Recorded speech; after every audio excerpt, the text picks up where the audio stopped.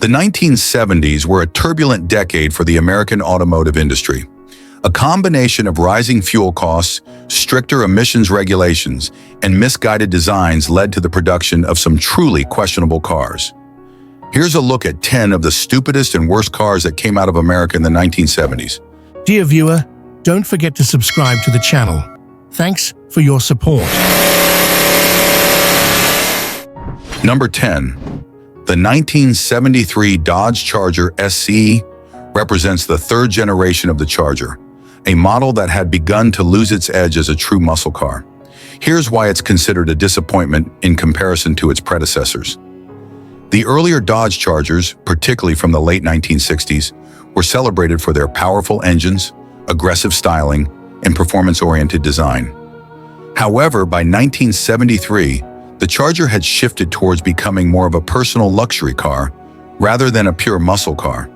This change in focus led to a diluted identity, which alienated enthusiasts who had loved the raw power of previous models. The 1973 Charger was significantly larger and heavier than its predecessors. This shift towards a bulkier design affected its agility and overall performance, making it feel more sluggish on the road. The 1973 Charger SE offered a range of engines, but none of them matched the high-performance options available in earlier models. The power output had diminished due to a combination of stricter emissions regulations and insurance pressures, which resulted in cars that were less powerful and exciting to drive.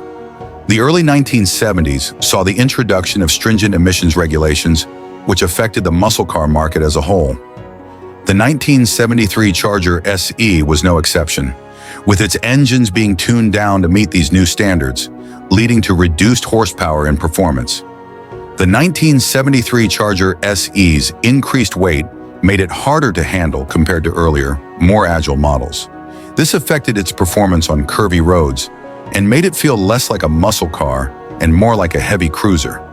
Due to its weight and underpowered engines, the Charger SE struggled with acceleration, particularly when compared to the high-powered muscle cars of the late 1960s. It simply didn't deliver the same thrills or excitement behind the wheel.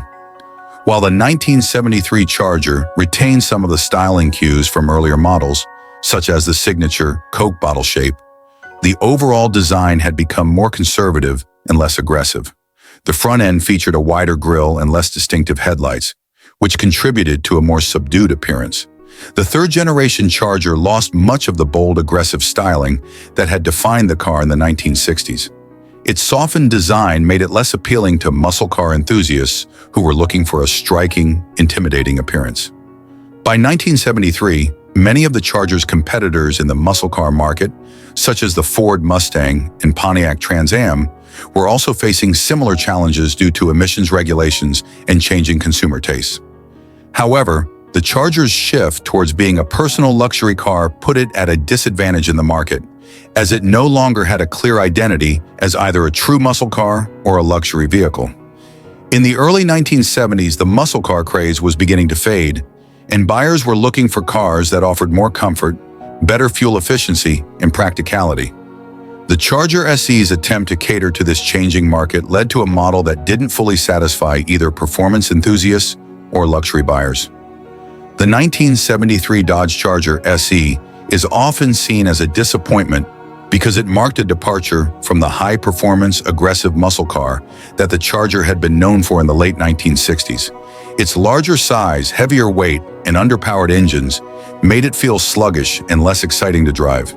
The softer styling and shift towards being a personal luxury car further distanced it from its muscle car roots, leaving it stuck between two markets without a clear identity. As a result, it failed to live up to the expectations set by its iconic predecessors. Number 9. The 1977 Cadillac Civille was Cadillac's attempt to offer a smaller, more fuel-efficient luxury car in response to changing market demands and rising fuel costs. However, despite some innovations, the Civille had several issues that made it less desirable. The Civille was Cadillac's most expensive model at the time, with a price that was higher than the larger models in the Cadillac lineup. This high cost was not justified by its size or performance, making it a tough sell for buyers who expected more for their money. Despite being marketed as a smaller, more economical car, the Civille was still quite heavy. This extra weight negatively affected its performance, particularly in terms of acceleration and fuel economy, which were supposed to be among its key selling points. The 1977 Civille featured some advanced electronic systems for its time, including a trip computer and fuel monitoring system. Unfortunately, these electronics were prone to malfunctions, which hurt the car's reputation for reliability. Many owners reported issues with the Civille's electronic systems, which often failed or needed repairs. These frequent problems became a source of frustration for buyers who had paid a premium for what was supposed to be a technologically advanced luxury vehicle. While the Civille was smaller than other Cadillacs, it still didn't offer the fuel economy that buyers expected in the wake of the 1970s energy crisis. Its heavy weight and large V8 engine meant that its fuel efficiency was only marginally better than larger luxury cars. The 1977 Civille's performance didn't impress either. Despite its V8 engine, the car's weight and focus on comfort over speed meant that it lacked the power and acceleration that many buyers associated with the Cadillac brand. It felt sluggish, especially when compared to European competitors like Mercedes-Benz and BMW, which were offering lighter, more dynamic luxury cars. The Civille's design was intentionally conservative, with a squared-off, upright profile. While this was meant to evoke traditional Cadillac luxury, it didn't appeal to younger or more performance-minded buyers who were looking for something more stylish or innovative. European luxury cars at the time were offering sleeker, more modern designs that appealed to buyers seeking something fresh and exciting. The Civille's conservative styling made it seem outdated, especially when compared to competitors like the Mercedes-Benz W123 or BMW 5 Series.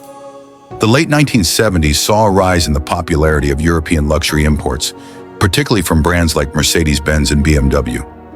These cars offered better handling, reliability, and overall refinement compared to the Civille. As a result, Cadillac struggled to compete in a market that was increasingly dominated by foreign automakers. Despite Cadillac's attempt to produce a smaller, more economical luxury car, the Civille didn't resonate with many traditional Cadillac buyers who preferred larger, more opulent models.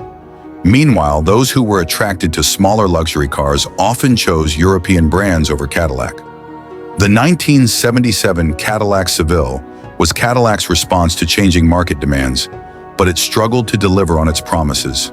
Its heavy weight, unreliable electronics, and lackluster performance failed to meet expectations, especially in a market increasingly dominated by lighter, more refined European imports.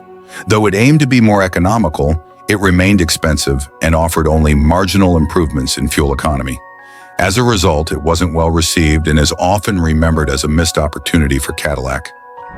Number 8, the 1974 AMC Matador Coupe was an attempt by American Motors Corporation, AMC, to create a stylish and unique midsize car, but it missed the mark in several key areas, which led to its poor reception. Designed by AMC's chief stylist Richard Teague, the 1974 Matador Coupe had an unusual, almost spaceship-like design with a bulbous, rounded front end and wide body.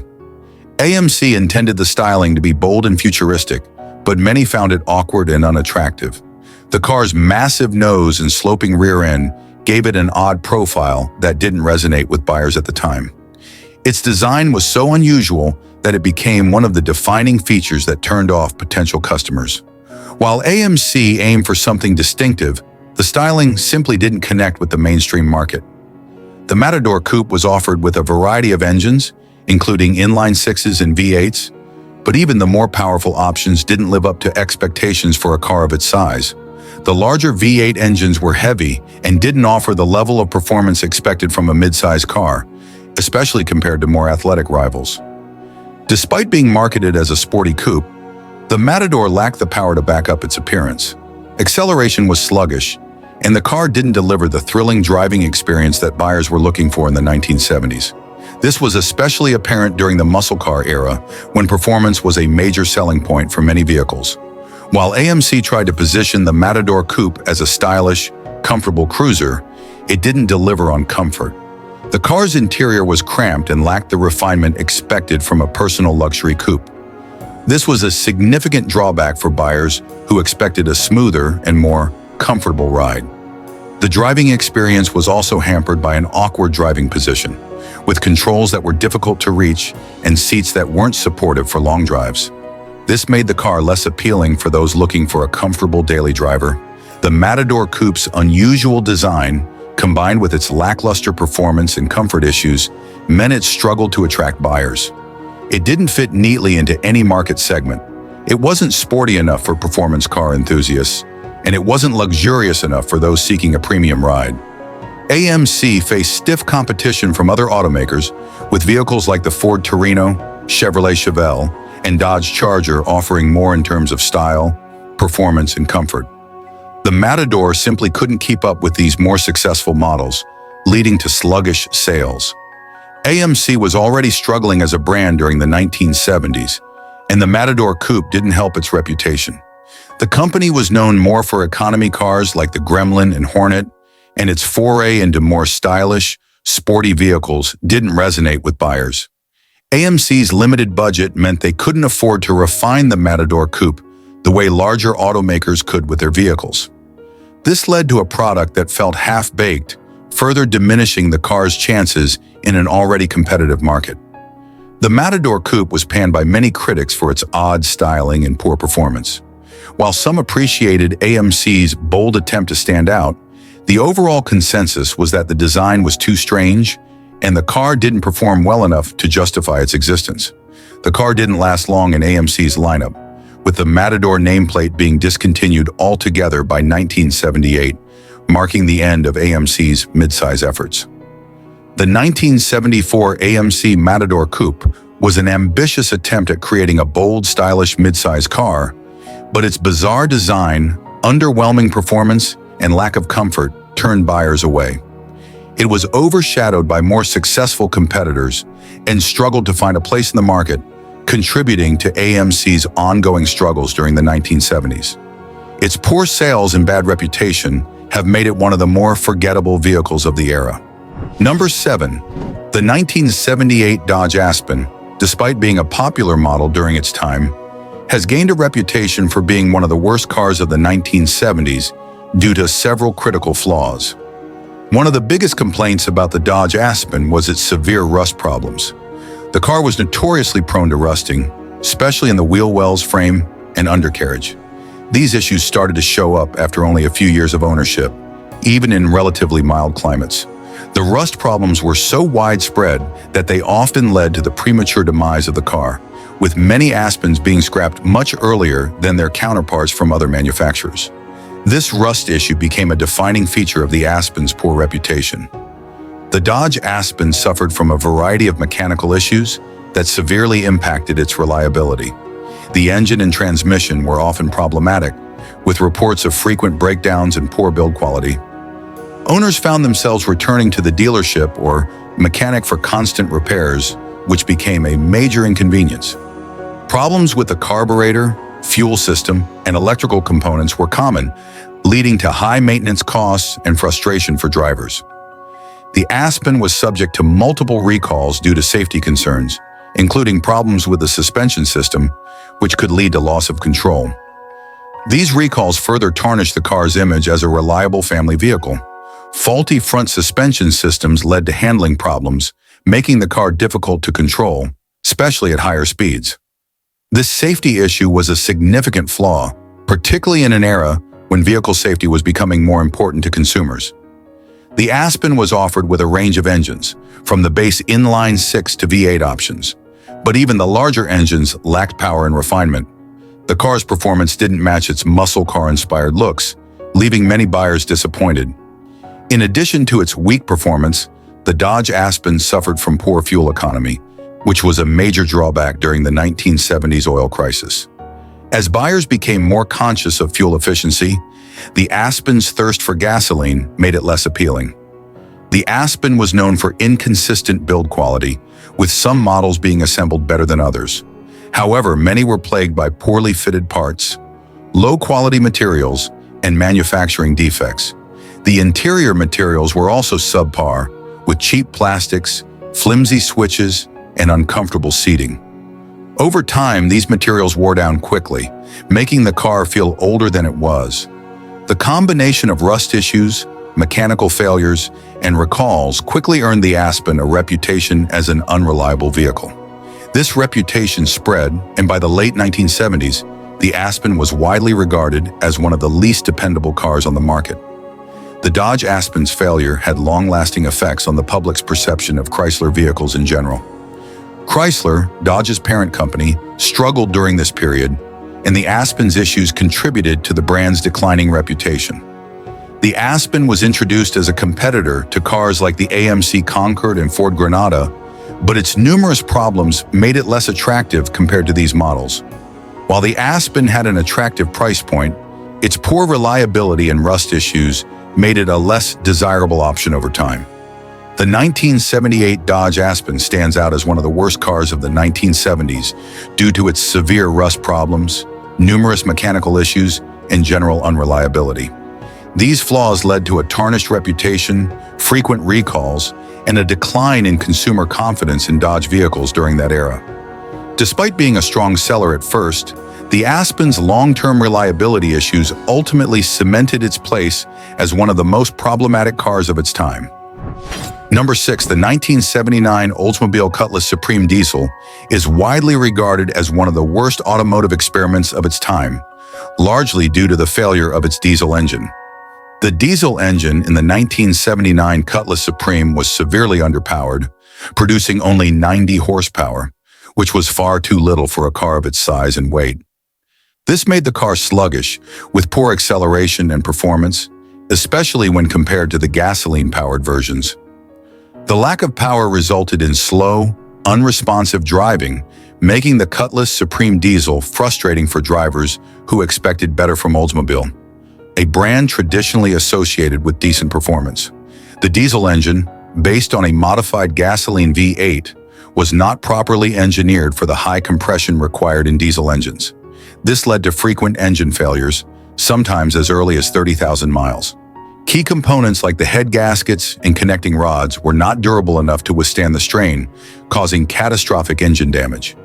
Engine failures were costly to repair, and many owners had to replace major engine components or even the entire engine, sometimes more than once. This turned into a financial burden for many customers, damaging Oldsmobile's reputation. The Cutless Supreme Diesel was rushed to market during the 1970s fuel crisis as Oldsmobile sought to offer more fuel-efficient vehicles. Unfortunately, the engineering flaws were not adequately addressed, resulting in poor build quality and mechanical issues. Aside from the engine, other parts of the car were also prone to failure.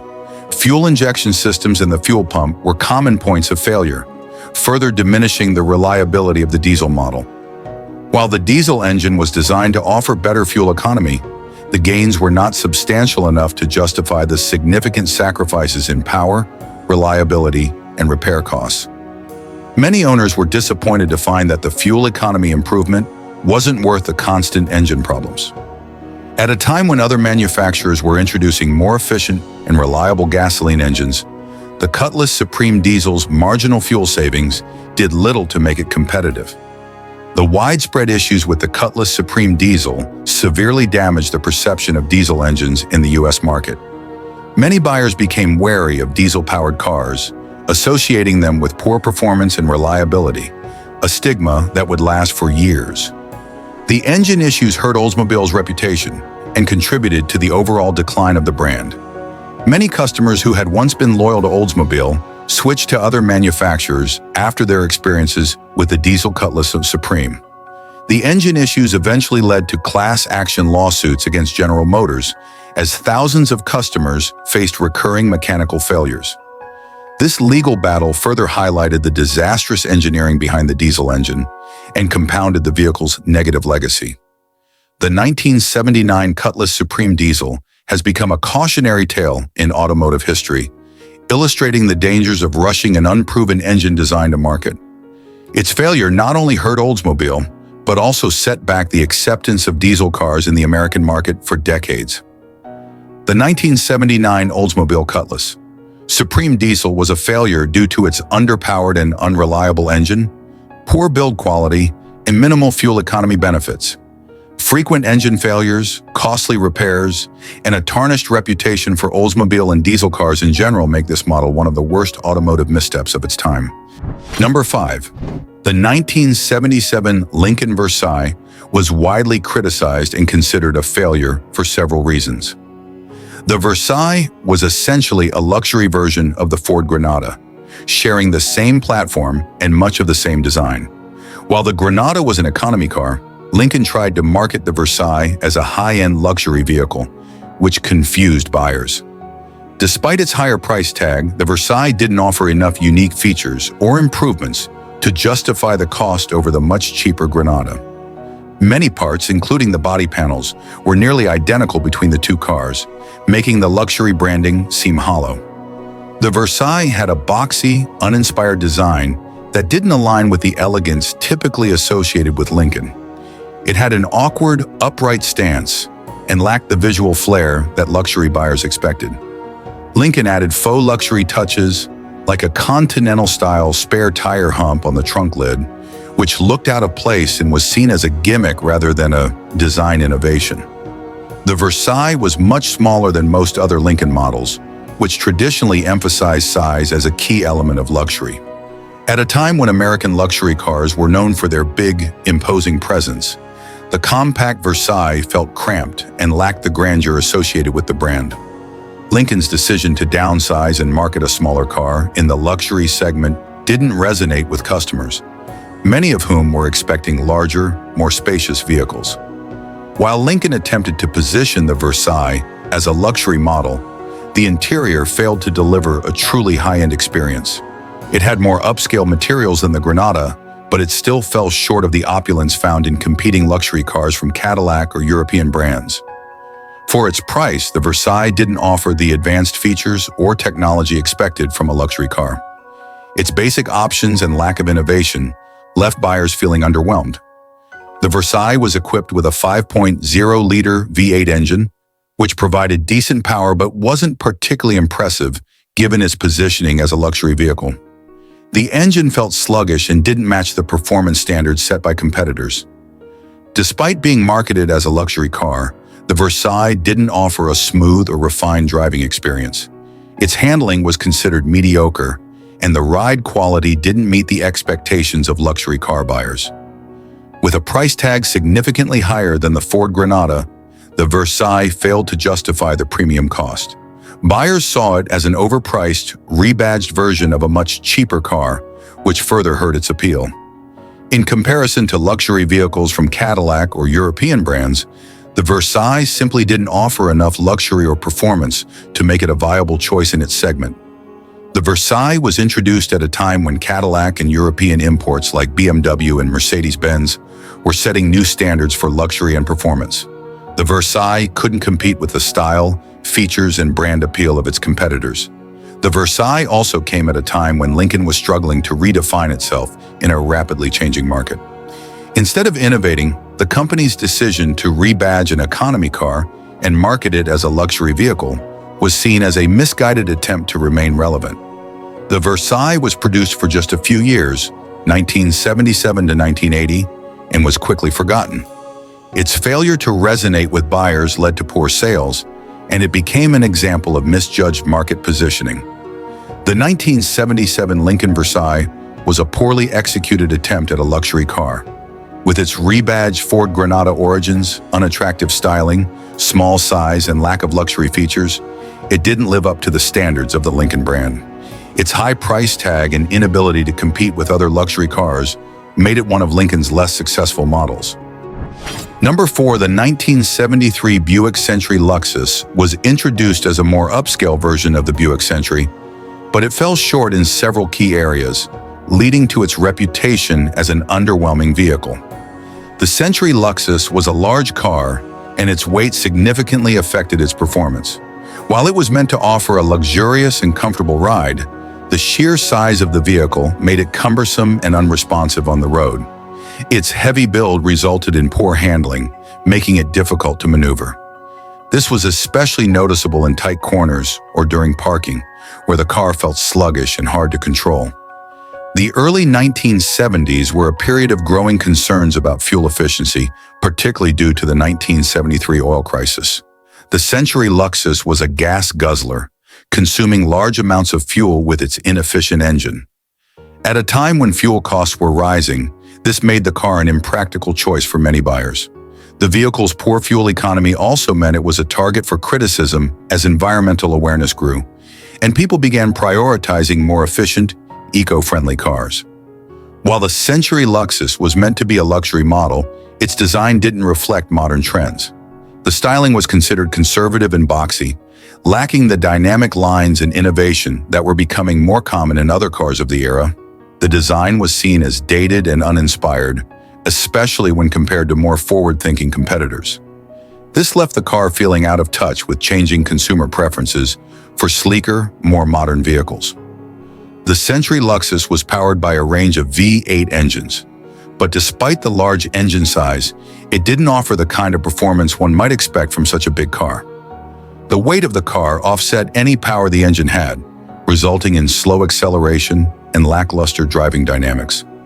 While designed for comfort, the Century Luxus didn't provide the smooth, luxurious ride it promised. The suspension was soft, leading to excessive body roll, and the overall driving experience lacked precision and refinement. Buick prioritized comfort in the Century Luxus, but this focus on soft suspension and plush seating came at the expense of handling and performance. The car felt more like a floating boat than a responsive vehicle, making it less appealing to those who wanted a balance of comfort and driving dynamics. The sheer size of the car made it impractical for many drivers. While it offered plenty of interior space, it wasn't suited for city driving or areas with tight parking spaces. By 1973, the automotive industry was shifting towards smaller, more fuel-efficient vehicles. The Century Luxus, with its large size and poor fuel economy, was out of step with what many consumers were looking for in the wake of the oil crisis. Despite being marketed as a luxury model, the Century Luxus didn't have the cachet or refinement to compete with other luxury vehicles. It lacked the innovative features and cutting-edge design needed to make it stand out in a competitive market. The Century Luxus didn't leave a lasting impression in the automotive world. Its mediocre performance, poor fuel efficiency, and dated design contributed to its eventual obscurity, with few people remembering it as a standout car from the era. The 1973 Buick Century Luxus was a large, heavy car that suffered from poor fuel efficiency, lackluster handling, and a dated design. While it was intended to be a comfortable, luxury vehicle, it ended up being an impractical gas guzzler that didn't meet the needs or desires of the market at the time. It failed to deliver the refinement, innovation, or performance expected from a luxury car, making it a forgettable model. Number 3. The 1979 Chrysler Cordoba was a continuation of Chrysler's attempt at offering a personal luxury car, but it ultimately fell short in several key areas, leading to its poor reputation. Like many American cars of the era, the Cordoba was large and heavy, which negatively impacted both its performance and fuel efficiency. The bulk of the vehicle made it feel sluggish, especially when combined with its underpowered engine. The car's heavy weight resulted in poor handling, with excessive body roll during turns and a generally unresponsive feel on the road. This made the driving experience less enjoyable, especially for those who wanted a sportier, more nimble luxury car. The Cordoba was equipped with engines that, despite their size, offered disappointing performance. The V8 options were bogged down by emissions regulations and were tuned for fuel economy rather than power. As a result, acceleration was slow, and the car lacked the kind of performance buyers expected from a personal luxury vehicle. Despite being underpowered, the Cordoba was still a gas guzzler. It delivered poor fuel economy, which was a major downside during the late 1970s, when fuel efficiency was becoming increasingly important due to rising fuel prices. The Cordoba was known for having various mechanical problems, particularly with its engine and transmission. Reliability was a frequent concern, and many owners reported breakdowns and frequent repairs. The overall build quality of the car was also criticized, from interior materials that felt cheap and plasticky to exterior components that didn't hold up well over time. The Cordoba didn't meet the expectations of a high-end luxury vehicle. While the Cordoba initially gained attention for its plush, luxurious look in the mid-1970s, by 1979 the styling was considered outdated. The squared-off bulky lines looked old-fashioned in a time when automotive design was starting to shift towards sleeker, more modern aesthetics. The Cordoba relied heavily on superficial luxury touches, such as its famous Corinthian leather seats. But beneath these cosmetic features, it lacked true luxury substance. This gave the car a reputation of being more style than actual substance. By 1979, the automotive market was shifting toward more fuel-efficient, smaller cars in response to the ongoing oil crisis. The Cordoba, with its large size, poor fuel economy, and underwhelming performance, was out of step with these changing consumer demands. The personal luxury car market was competitive, and the Cordoba couldn't keep up with rivals like the Ford Thunderbird and the Chevrolet Monte Carlo. These competitors offered similar luxury features but with better performance, design, and reliability. While marketed as a comfortable luxury car, the Cordoba's ride was often criticized for being overly soft and floaty. It lacked the smooth, controlled ride that buyers expected from a luxury vehicle, instead delivering a disconnected, wallowy feel on the road. The suspension setup, designed more for comfort than performance, couldn't mask the car's flaws. The car would sway and bounce excessively over rough surfaces, detracting from the luxury driving experience it was supposed to offer. The Chrysler Cordoba initially enjoyed some success upon its introduction in the mid-1970s, but by the time the 1979 model came out, its appeal had faded. It didn't have the power, performance, or modern styling to stay competitive, leading to its decline in popularity. Ultimately, the 1979 Cordoba became known as a symbol of the excesses and shortcomings of American cars from the late 1970s. It was heavy, slow, inefficient, and unreliable, cementing its reputation as one of the weaker entries in Chrysler's lineup. The 1979 Chrysler Cordoba was a large, heavy car with a weak engine, poor reliability, and dated styling. Although it was marketed as a personal luxury vehicle, it failed to deliver on both performance and true luxury. Its poor handling, subpar fuel economy, and declining market relevance made it an underwhelming and forgettable car in the automotive world. Number 2. The 1976 Plymouth Volare was part of Chrysler's attempt to modernize their lineup in response to the changing automotive market, but it ended up being plagued by several significant issues that marred its reputation. The Volare was notorious for its rust problems, which affected many units right from the start. The car's body and undercarriage were prone to rusting, especially in regions with harsh weather conditions, leading to structural and cosmetic problems that significantly impacted the car's longevity. The extensive rust issues often led to expensive repairs and maintenance, contributing to the car's poor overall reliability and decreasing its resale value. The Volare's suspension system was a frequent source of complaints. It struggled to provide a smooth, controlled ride, resulting in a bumpy and uncomfortable driving experience. The car's suspension was often criticized for its inability to handle rough roads and uneven surfaces effectively. The suspension components, including bushings and shocks, wore out prematurely. This not only affected the car's handling, but also led to additional maintenance costs and repairs. The Volare was plagued by various mechanical issues, including problems with the engine and transmission. Owners reported frequent breakdowns and reliability problems, which tarnished the car's reputation. The car's build quality was often considered subpar. Many Volare models exhibited problems with interior fit and finish, as well as issues with electrical components and other systems. The Volare was introduced as an improvement over the Valiant, aiming to offer better design and technology.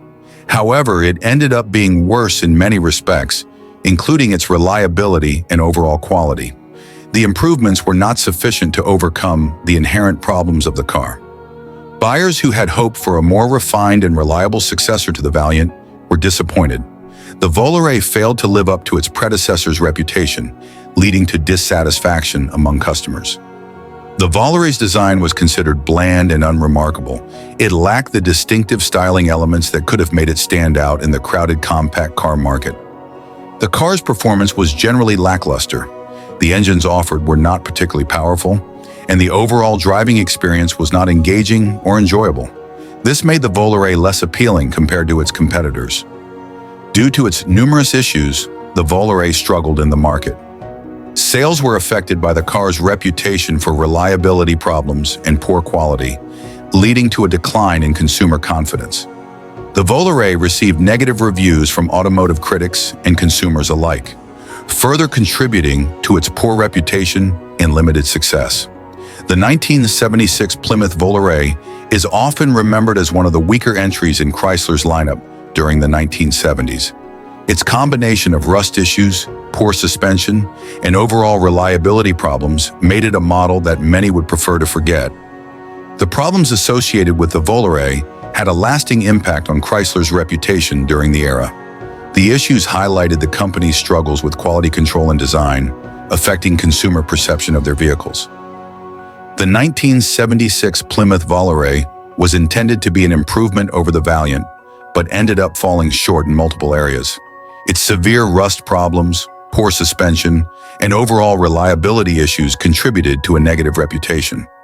The car's dull design and underwhelming performance further diminished its appeal, leading to a lackluster market performance and a tarnished legacy. The 1971 Cadillac Eldorado was a flagship model for Cadillac, but it faced several issues that made it less favorable during its time, especially amid the 1970s oil crisis. The 1971 Eldorado was a heavy front-wheel drive luxury car with a large V8 engine, which resulted in extremely poor fuel economy. During the 1970s fuel crisis, when gas prices soared and fuel efficiency became a major concern, the Eldorado's thirst for gasoline was seen as out of touch and impractical. The Eldorado's fuel consumption was particularly criticized during the oil crisis, as consumers were increasingly seeking more fuel-efficient vehicles. The Eldorado's large engine and heavy weight made it a symbol of the era's excesses. The Eldorado's design was massive, reflecting the large, luxurious cars of the 1960s. By the 1970s, this size was starting to seem outdated, as smaller, more fuel-efficient vehicles began to dominate the market. The car's design was also considered excessive and cumbersome. Its size and proportions were not aligned with the evolving preferences for sleeker, more streamlined vehicles. The 1971 Eldorado was notable for its front-wheel drive system, a relatively new and complex technology for Cadillac at the time. While innovative, the front-wheel drive system added to the car's complexity and maintenance costs. The front-wheel drive layout, combined with the car's heavy weight, did not provide the handling or performance benefits that some buyers might have expected. The Eldorado's ride was often criticized as being less refined compared to rear-wheel drive competitors. While the Eldorado offered a high level of luxury and comfort, many of these features were seen as excessive in the context of rising fuel prices and changing consumer priorities. The opulence of the Eldorado was out of sync with the growing emphasis on practicality and efficiency. The large size and heavy weight of the Eldorado contributed to a ride quality that some found less enjoyable. The handling was often described as sluggish and unresponsive, detracting from the driving experience. As consumer preferences shifted toward more economical vehicles, the Eldorado's popularity waned. The combination of its large size, poor fuel economy, and outdated design made it less appealing to buyers in the changing automotive landscape. The Eldorado's sales were impacted by its reputation as a gas guzzler, leading to lower-than-expected market performance. The car's inability to adapt to the changing needs of consumers affected its overall success. The 1971 Eldorado has become a symbol of the excesses of the American automotive industry in the 1970s. Its large size, luxurious features, and poor fuel economy are often cited as examples of the era's disconnect from the growing concerns about fuel efficiency and environmental impact. The Eldorado's reputation as a gas guzzler and its outdated design have influenced its legacy, making it a less celebrated model in Cadillac's history. It is often remembered for its role in the decline of the large American luxury car during a time of significant change. The 1971 Cadillac Eldorado was a large, luxurious car that struggled to adapt to the changing automotive landscape of the 1970s. Its excessive size, poor fuel economy, and complex front-wheel drive system made it less practical and appealing during the fuel crisis. The Eldorado's outdated design and luxury focus, combined with the shifting consumer priorities, contributed to its reputation as a symbol of the era's automotive excesses.